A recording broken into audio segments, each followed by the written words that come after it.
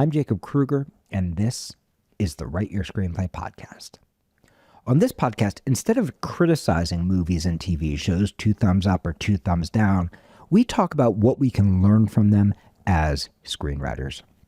This episode, we are going to be talking about Anora by Sean Baker. And in discussing Anora, we're going to be talking about an extremely important concept from 7-act structure called the sea change. This episode is brought to you by ProTrack, our one-on-one mentorship program. ProTrack pairs you with a working professional writer who will meet with you every week or every other week, read every page you write, every draft you complete, and mentor you through your entire career for the tiniest fraction of the cost of grad school. If you'd like to learn more about that, you can go to writeyourscreenplay.com/ProTrack. So Anora. Anora is like Pretty Woman on speed. Or at least the first half is. And really, if we want to say it better, Anora is like Pretty Woman if the main character is a real sex worker rather than an idealized version of one. And if the John, the Richard Gere character, is a real human being, a real John, as opposed to an idealized one. And what's amazing about Anora is that Anora does in the first half everything that Pretty Woman does in the entire film, which opens up a movement in the second half that brings us beyond anywhere that we could imagine. It does so in a way that fuses pathos and comedy, that fuses multiple tones, multiple genres, that does so in a world where even the mafioso thug criminals don't actually want to kill anybody or really even hurt anybody. And where everybody is portrayed with a level of complexity and humanity that we rarely see in films. There is no wonder that Anora won multiple Academy Awards, including Best Screenplay and Best Picture. Now, if you're worried about spoilers, I am going to have to do quite a bit of spoiling in the first half of the movie. Not getting into the little details, but getting the big overall arc so that you can actually understand how this concept of sea change works. So if you have not yet seen the movie, and you don't want any spoilers at all, this might be a good time to hit pause and go watch it. Otherwise, I will warn you before I spoil the ending or anything major from the second half. Now, when it comes to sea change, let's define the term sea change. And I'm going to spell it for you so that you understand what I'm actually talking about. When I say sea change, I mean S-E-A, like the ocean, right? That at what Sid Field would call the midpoint of your movie, there is this seismic shift in your structure. Now, this works in many different ways, in many different kinds of movies, but in Anora, we can see it in one of the most clear ways. And we can see the gift that a great sea change gives to your movie. In fact, we can think of a movie almost like a book. You can imagine that it folds over its sea change. So the first half of the movie is like rolling the ocean in, right? So if we're going to use, I'm going to fuse some 7-act structure technology with some 3-act structure technology so that even if you're not trained in 7-act structure, you can understand what I'm talking about. So if you're familiar with the term of inciting incident and end of Act 1, you can imagine there's like a giant boulder getting thrown into a still body of water. What that does is it sends waves crashing towards the beach. Now, what most writers try to do, what most new writers try to do, is they try to roll the tide all the way in by the end of the movie. And almost always that is a mistake. Because if you can attempt instead to roll the tide in by the end of the first half of the movie, it allows you to then roll the tide back out over the same landscape in order to see how it's changed, right? This allows us to process the change in the character. And it allows us to get that feeling of the screenplay like a book, right? So you can think of the first half of the book. This is Act 1, 2, and 3. At the end of Act 3, we have the sea change. And the sea change powers the tide to roll back out over Act 4, 5, and 6. So it folds over like that. And in this way, the acts almost become funny mirror reflections of each other on opposite sides of this turning point for your character. Act 7, of course, is what is traditionally called the denouement, what I like to call kicking ass or getting your ass kicked, or both if it's a Darren Aronofsky movie, or if it's Anora. If it's a more complicated movie, right? But that's the only thing that ever happens in the denouement is we're going to get our ass kicked, we're going to kick ass, or we are going to do both, depending on what choice we made at the end of Act 6. So we talk a lot more about 7-act structure in both my Write Your Screenplay class, or for those of you who really want to geek out on structure, in my 7-act structure class, or for your advanced writers in my master class, right? We talk a lot more about 7-act structure, but I want to give you these foundations because I want you to understand what it does. See, if you're thinking in traditional structural technology, the moment that I'm calling the sea change is what they might call the midpoint. And I find the term midpoint confusing because it conflates 3 different ideas, right? So the first idea, the one that we really want to build on, is the structure of your character's journey. We want to think of the sea change as a shift, a seismic shift, a tide going in, tide going out on your character's journey. We want to think of it as the engine that's going to drive the second half of the movie, just like the inciting incident in the end of Act 1 drove the first half of the movie. When we think about the idea of midpoint, it conflates that idea with another idea, which is the audience's experience of the movie, what I call secondary structure. So instead of focusing on one thing, right, which is how do we tell the story of this character? How do we create a seismic shift for this character? How do we knock the foundations out from under this character? How do we build a complete false victory or complete false defeat from under this character? How do we power the second half of the movie? How do we reflect what happened in the first half and what happened in the second half over this incredible pivot point? Instead, we're thinking about what does the audience experience. We're thinking about secondary structure. And why do I say this? Because your character has no frickin' idea it's the middle.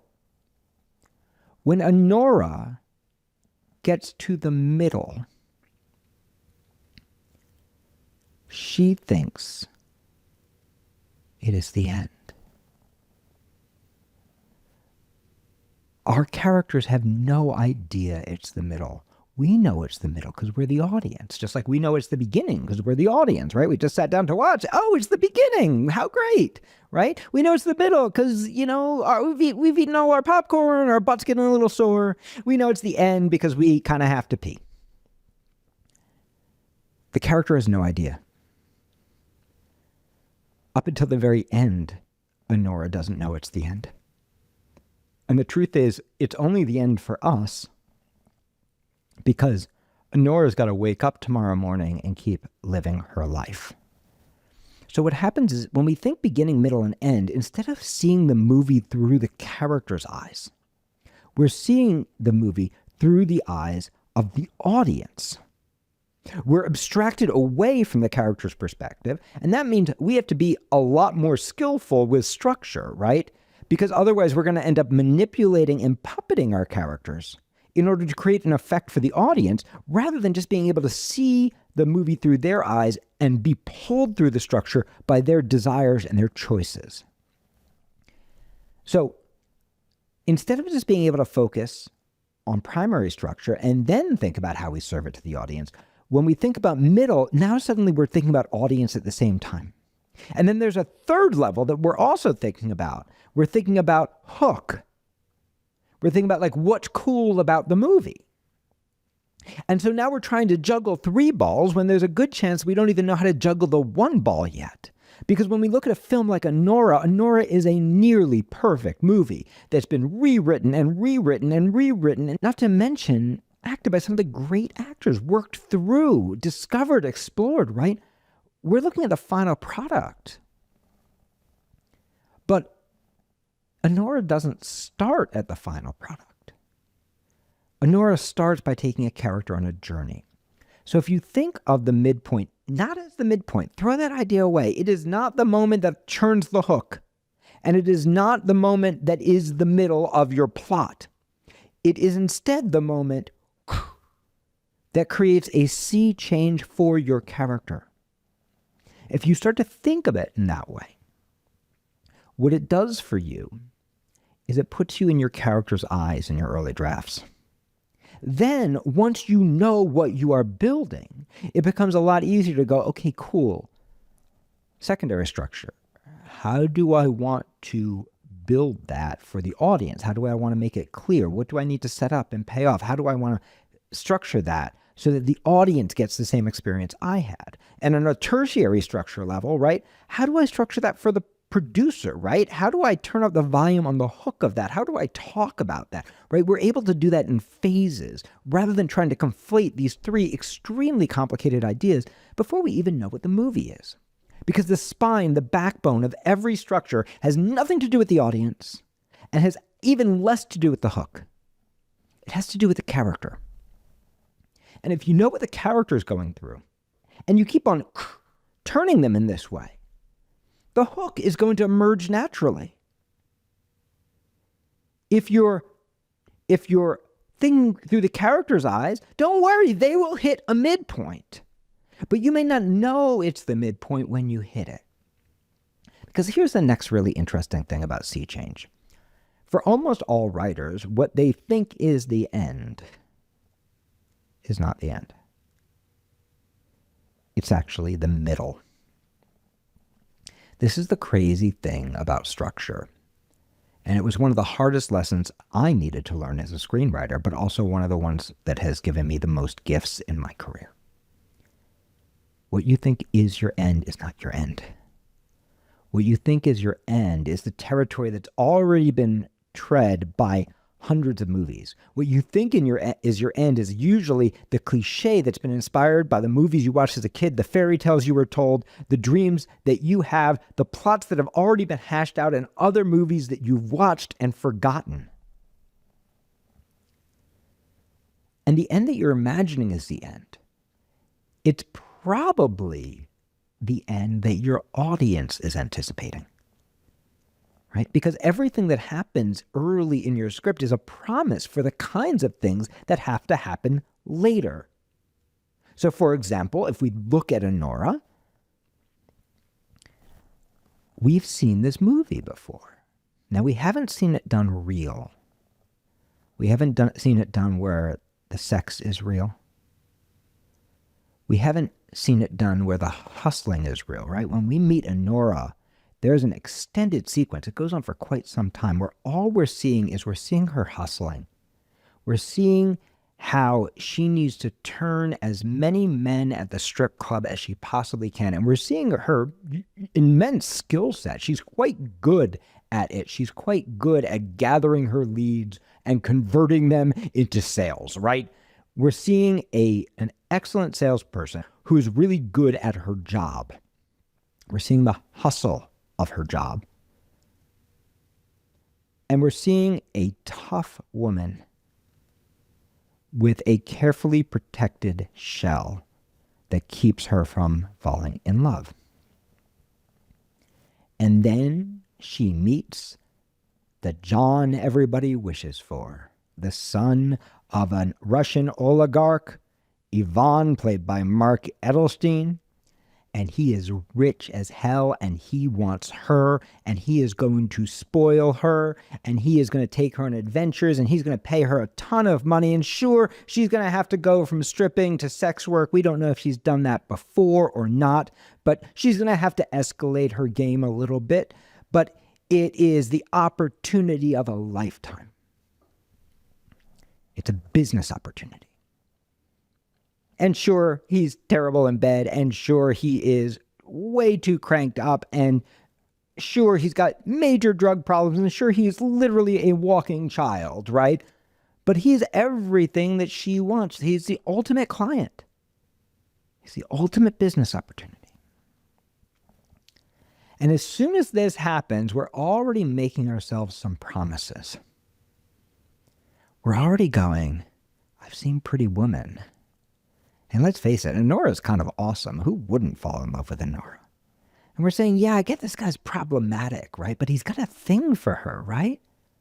And we're going, I wonder if it's going there. I wonder if it's going the Pretty Woman route, right? Just like an updated Pretty Woman. And we're enjoying it, right? A Pretty Woman with grit. A Pretty Woman done through the eye of Sean Baker. A Pretty Woman done in a way where the characters are multidimensional and not idealized, right? And it's already cool. And we're going, oh, I know where this is going. I think I know where this is going.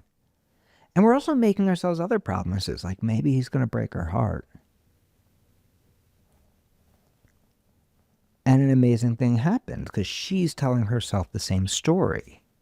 Anora is saying, I have to keep myself safe. And then this crazy thing happens. He asks her to marry him.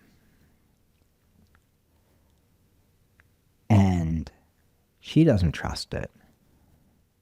And we don't trust it. We don't trust it at all. We don't trust this guy. And she tells him, don't do that. She doesn't want her heart broken. See, she's telling herself the same story we're telling ourselves. She's seen this movie too. And she knows her life is not the life of Pretty Woman. And what the film does so brilliantly is it seduces both us and Anora at the same time. It convinces both us and her that this guy actually loves her. Because he actually does go through with the marriage, and they have this wild, beautiful romance. It's the kind of thing you can't imagine happening. And we come to think maybe they're actually going to be together. And she comes to think maybe we're actually going to be together. And she starts to play the role of wife. And we start to wonder, are these two actually perfect for each other? Is she going to transform him into a real man? And is he going to transform her into a person who can be loved? Is he going to help her take down her defenses, right? It's a pretty amazing journey.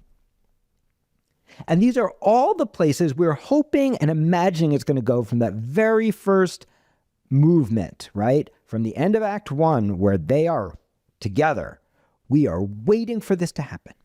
But instead of having it happen at the end, Sean Baker has it happen at the middle.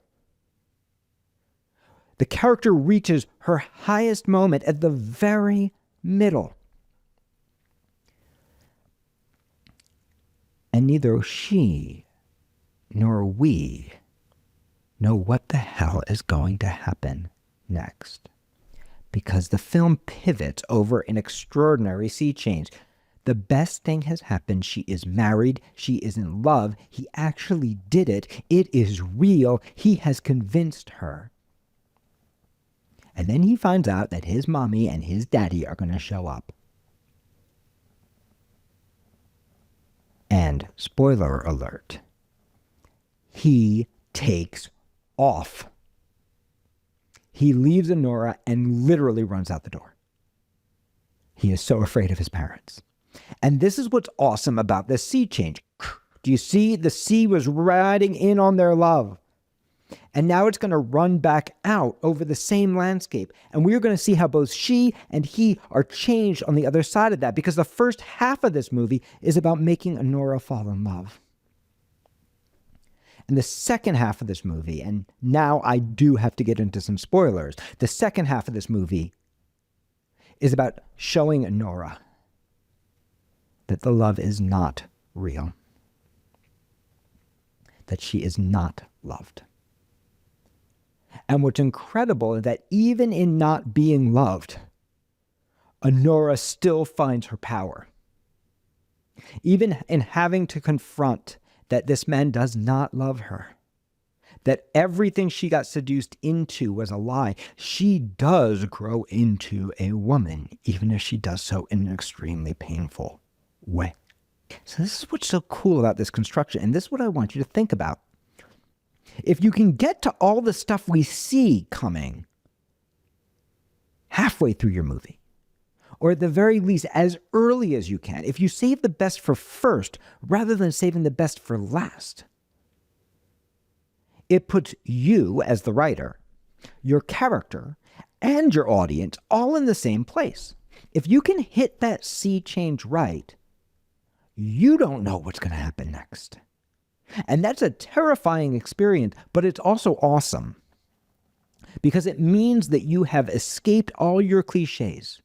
You are past the clear path that you made for yourself. You are into unexplored territory that's going to force you to learn what the story really wants to be and who you really are as a writer and who your character really is as a person. For your character, they're going to be in exactly the same boat.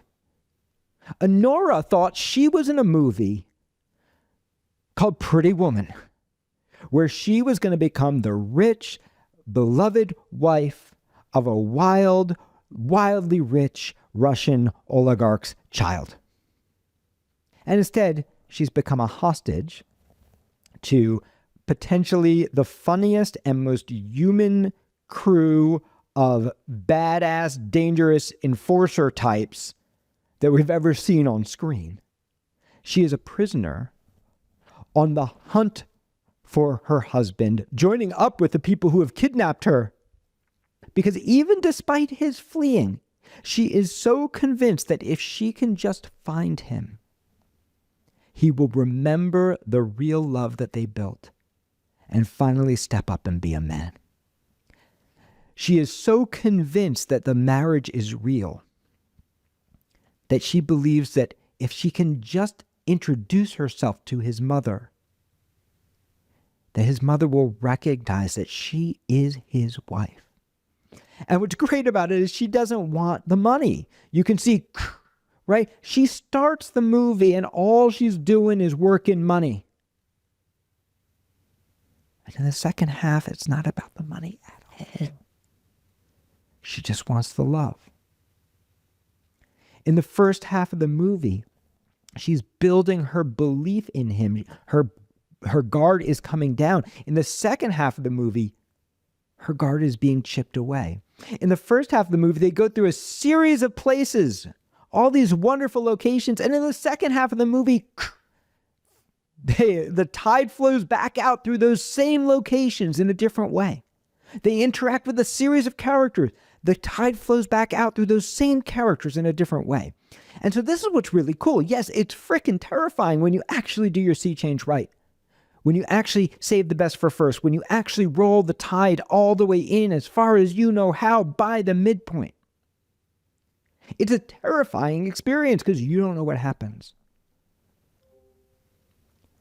But it's also an incredible experience because very quickly you're going to start to realize that all the answers that you need to figure out what happens in Acts 4, 5, and 6, all the wonderful answers that you need, they all lie in what you already wrote. That Acts 4, 5, and 6 are going to be funny mirror reflections of each other. That the first half of your movie and the second half of the movie are going to fold over each other like a book.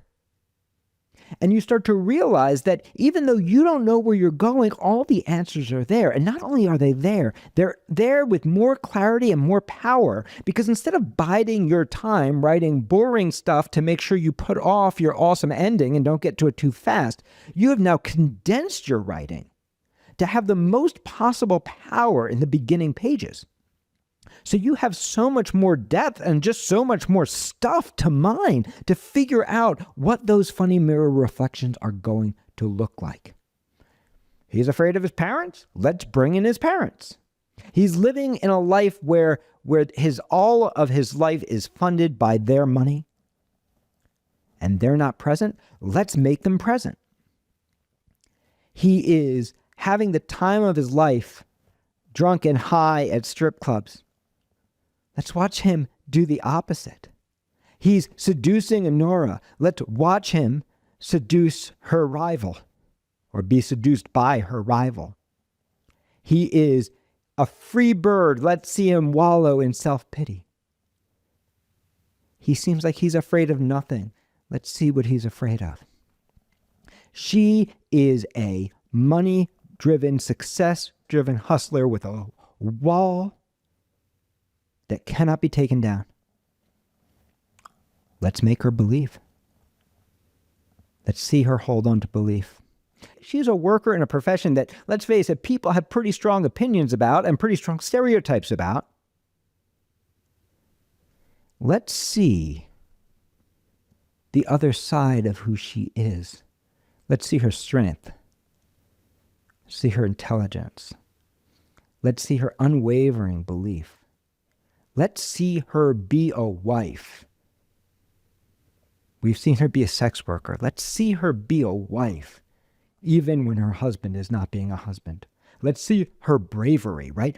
All this stuff comes out. It's all mind. And that first half of the movie just folded over each other.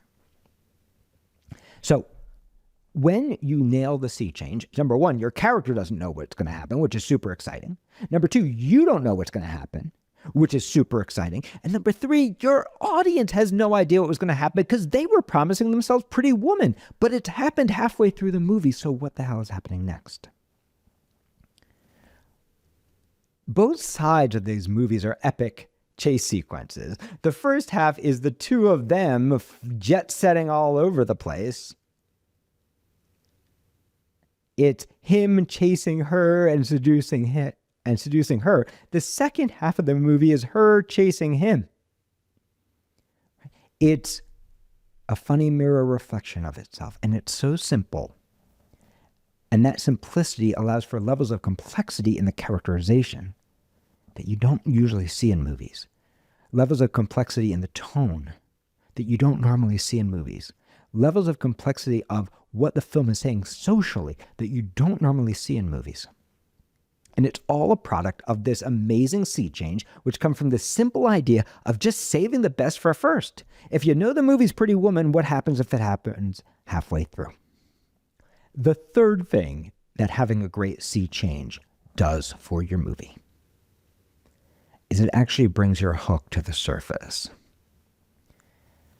See, most movies that are really successful, they don't just have one hook, they have two. If you've listened to my podcast about writing a successful logline, you probably already know that, right? Most successful loglines, they actually have two twists, right? The first twist takes you to one level of irony, and then the second takes you to another. When you nail the sea change, even if you have no idea what your hook is, no idea what your pitch is, even if you just have a great character and you're like, I want to write a story about a sex worker who falls in love, and you have no idea about the crazy stuff that's going to come later. When you nail the sea change, suddenly you get your second twist, right? And what's beautiful about it is you don't have to have the idea. If you're lucky enough to have the idea, you say, thank you, screenwriting gods, and you take it. But if you don't know the idea, just finding the sea change is going to give you the twist. And you're never going to have to leave the perspective of your character, which means you're no longer the puppeteer trying to puppet your audience through the movie or trying to puppet your character through the movie. You are no longer the salesperson trying to do it because it will sound cool to other people. Rather, you can actually just settle into your character, see the movie through their eyes, and allow them to go for what they want as quickly as they want, as quickly as you can. You are turning up the drive on your structure, allowing your movie to go faster and further than you ever imagined before. So you understand Acts 1, 2, and 3. You understand Acts 4, 5, and 6. You understand this incredible fulcrum of the sea change and how it works in Anora. You understand the juxtaposition of tone between the love story of the first half and the action comedy of the second half. There's also another layer of complexity of theme, right? Because a really interesting thing happens to Anora. In the first half of the movie, she is allied with the person that she sees as her friend, who turns out to not care about her at all.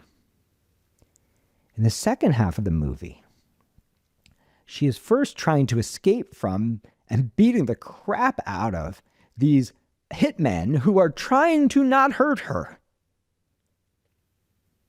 But in the second half of the movie, she ends up joining up with those hitmen,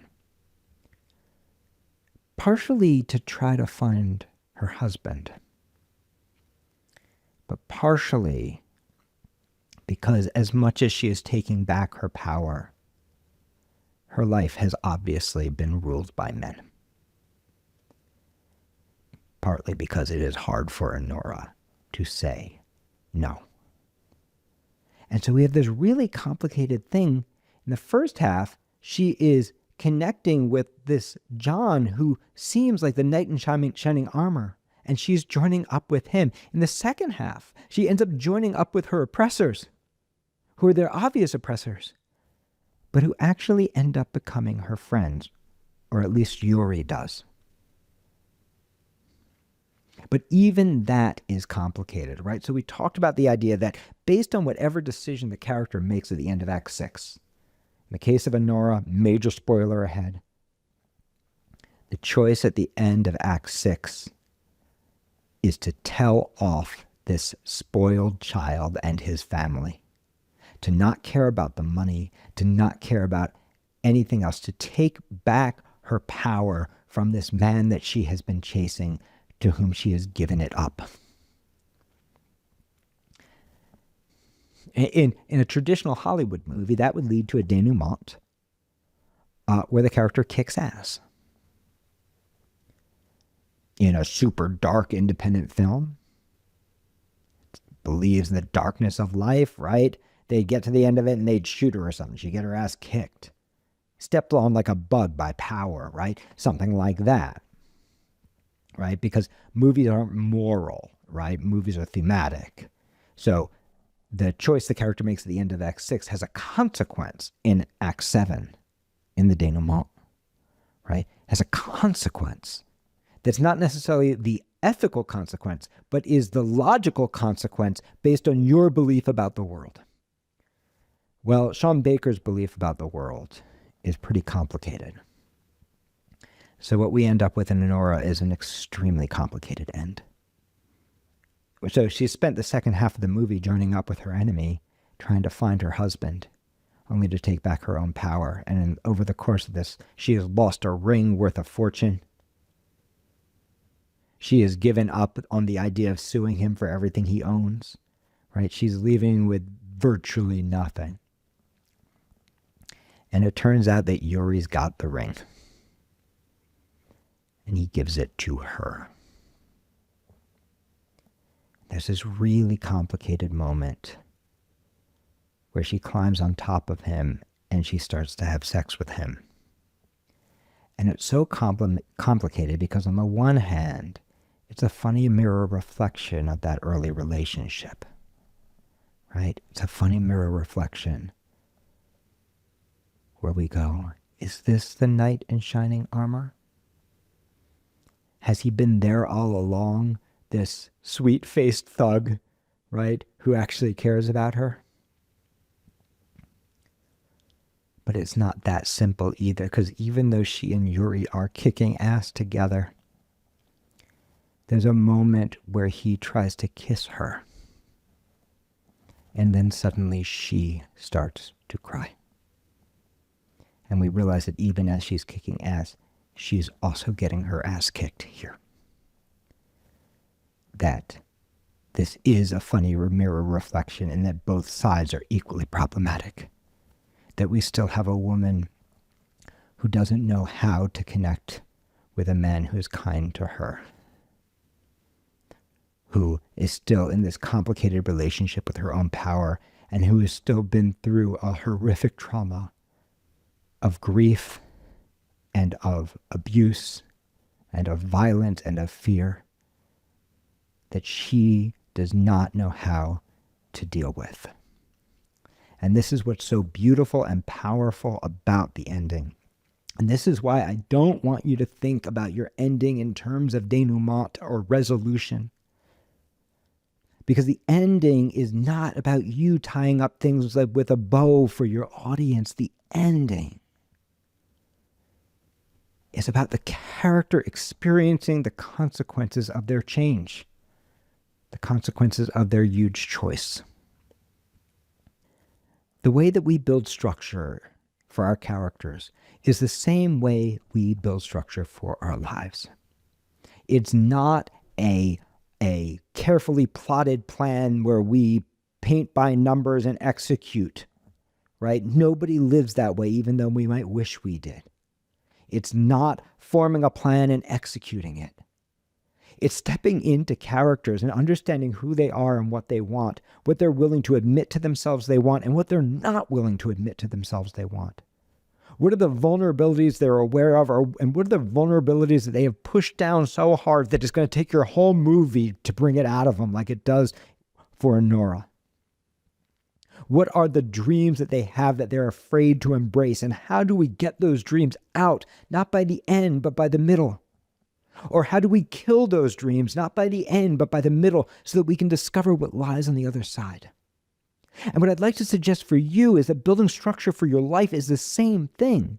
That too often we set our end point as our goal and think that once we get there, we will live happily ever after, because that is the cliche that we've been taught since we were children by the fairy tales we read.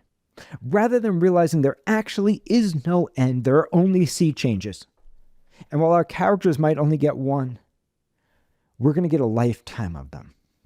That after you climb the highest peak or fall into the deepest valley, you still wake up the next day, and that the next day is not happily ever after or sadly ever after, but rather a whole new journey that has never opened up for you before, because it couldn't, because you hadn't gotten there yet. So what would happen if, like your characters, rather than saving the best for last and spending your time building up to it, what would happen if you went for it now? What would happen if you moved as quickly as you can towards the things you want? What would happen if you allowed yourself to do it now? And what might lie on the other side of that for you? I hope that you enjoyed this podcast. If it is helping your writing, come study with me. We have tons of programs, including a free class every Thursday night where you can connect with me and our incredible faculty and a wonderful community of hundreds of writers from all over the world. Come check it out, writeyourscreenplay.com/Thursday.